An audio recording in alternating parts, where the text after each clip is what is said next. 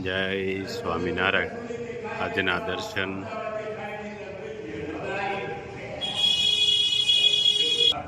જય ગજાનંદ ગણપતિ મહારાજ, જય કષ્ટભંજન દેવ।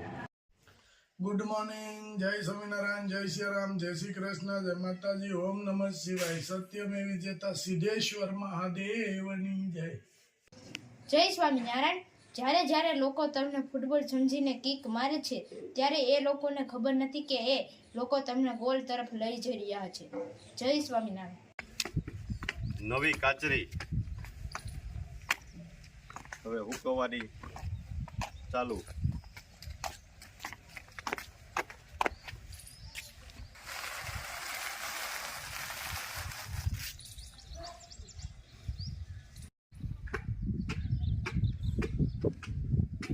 હલો નીલુભાઈ। હા, કેમ છે કાચરી નવી? હારી હો, આ ઘટે નહીં ને? કાંઈ ઘટે નહીં। થોડી ફૂલ જેવી હો।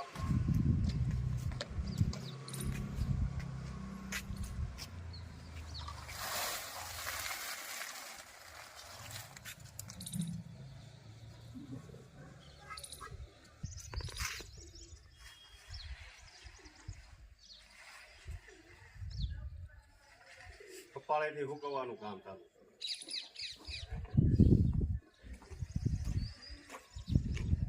કપાળેથી હુકવીને એટલે કાચરી ભાંગે નહીં।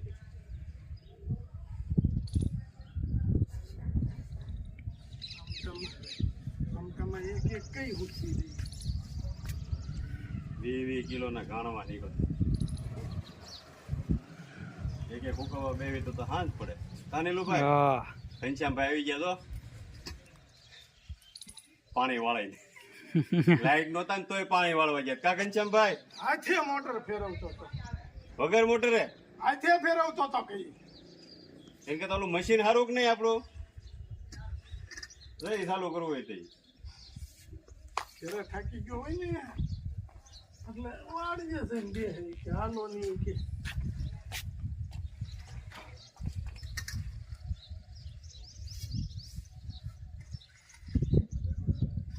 પાણી હારે હાલે છે કે નહીં?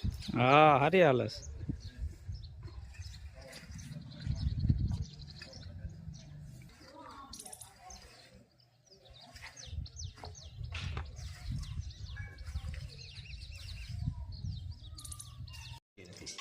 અડદિયા માટેનું ઘી ગરમ કરવા મેક્યું છે।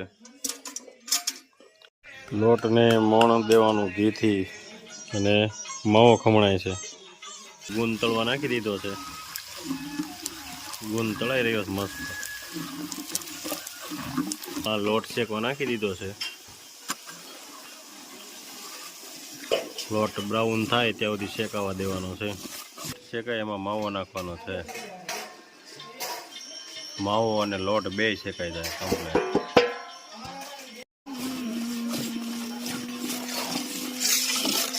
જો મસ્ત લોટ શેકાય છે ને બ્રાઉન થતો જાય છે એકદમ।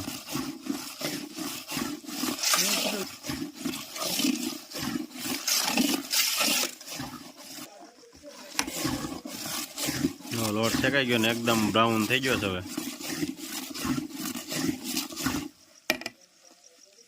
ચાસણી લેવાનું કામ ચાલુ થઈ ગયું છે। ચાસણી આવી જાય 1.5 તારની એટલે લોટ મિક્સ કરી દેવાનો છે।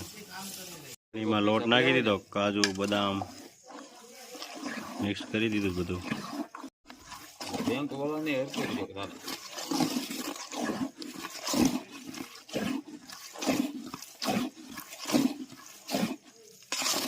જય સ્વામિનારાયણ। જો ઘનશ્યામભાઈ ની વાડીએ આવી ગયા છે ઈ, અને ઘનશ્યામભાઈએ ઘઉંની અંદર 1 નંબર ધ્યાન દીધું છે કે ખાલી 4 પણ પાયા ત્યાં ઘઉં આવડા થઈ ગયા છે। એકદમ મસ્ત ઘઉં છે અને સામેની સાઈડ તુવેર, સામેની સાઈડ તુવેર, અને ઘનશ્યામભાઈએ રાઈનો સાટો નાખ્યો છે। સાટો એટલે થોડી રાઈ વાવી છે કે થોડાક અંતરે રાઈના છોડવા નાખે ને તો એનું રાઈનું છોડવો સારો થાય પહટે, અને ઘરે ખાવા માટે રાઈ થઈ જાય। અને અહીંયા કે જો સામે ઊભું છે એ ફરાળ છે, પણ શું છે એ કમેન્ટ કરજો તો ઘનશ્યામભાઈએ ફરાળ પણ વાવ્યું છે 11 ફરાળ કરવા માટે વૈસે છોડવા નાખ્યા છે. એટલે આ કયું ફરાળ છે હા કમેન્ટ જરૂર કરજો જરૂર કરજો.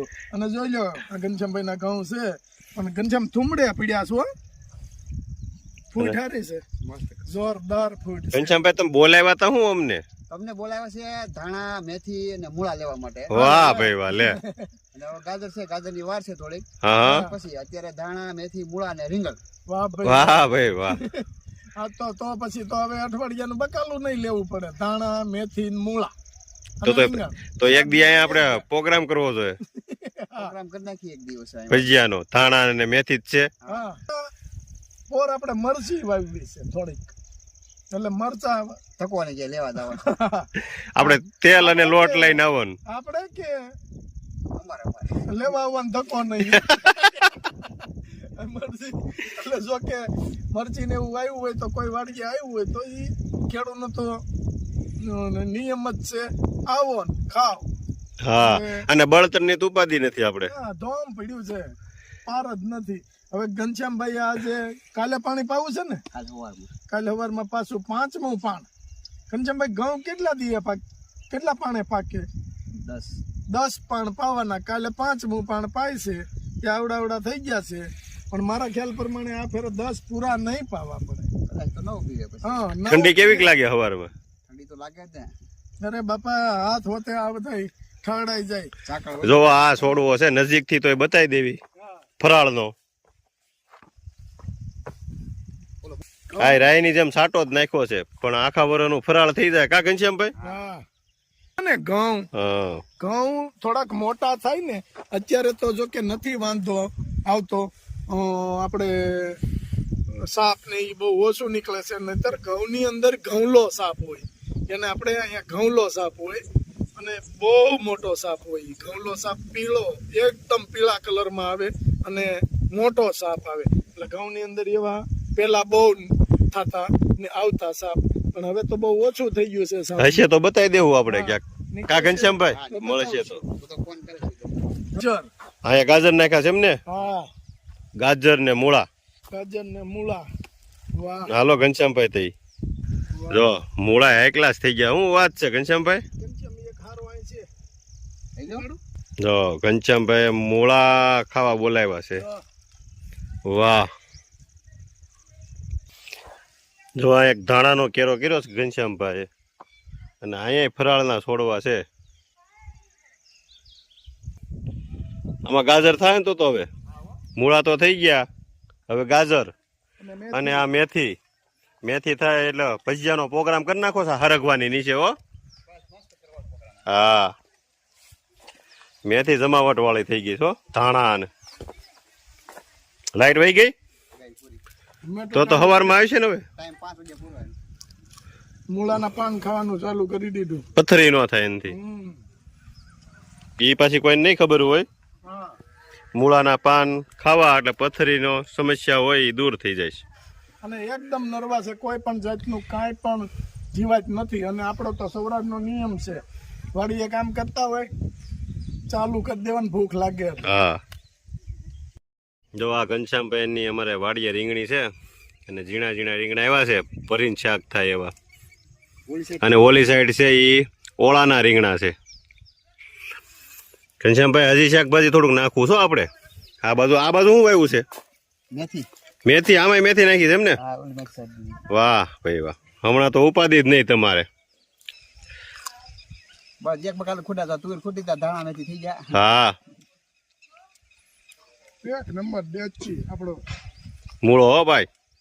કાસો મૂળો જ મસ્ત લાગે છે. હમ. પછી પોલો થઈ જાય. આપણે નાના પારુણભાઈ કહે છે અમને શાળામાં હોનું વેચીને મૂળા ખાવા. અને નાના હતા ને તે મૂળો અને દાળિયા ખાતા. મૂળો ને ટાળ્યા.